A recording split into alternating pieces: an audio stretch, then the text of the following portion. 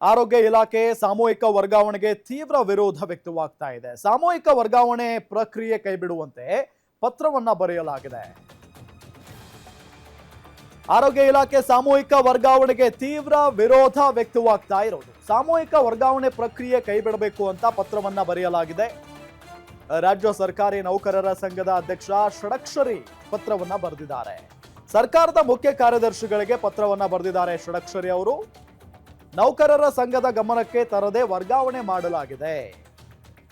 2025-26 ಸಾಲಿನ ವರ್ಗಾವಣೆ ಕೈಬಿಡಬೇಕು ಅಂತ ಮನವಿಯನ್ನ ಮಾಡಿಕೊಂಡಿದ್ದಾರೆ. ಕಡ್ಡಾಯ ವರ್ಗಾವಣೆ ಕೈಬಿಡೋದಕ್ಕೆ ಕೋರಿ ಆ ಪತ್ರವನ್ನ ಬರೆಯಲಾಗಿದೆ.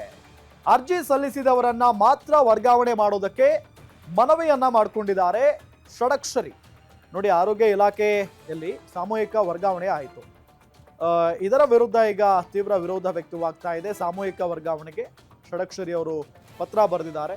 ನಮ್ಮ ಗಮನಕ್ಕೆ ಬಾರದೆ ಈ ರೀತಿಯಾಗಿ ವರ್ಗಾವಣೆ ಮಾಡಿದ್ದೀರಿ, ವರ್ಗಾವಣೆ ಕೈ ಬಿಡಬೇಕು ಅಂತ ಮನವಿ ಮಾಡಿಕೊಂಡಿದ್ದಾರೆ.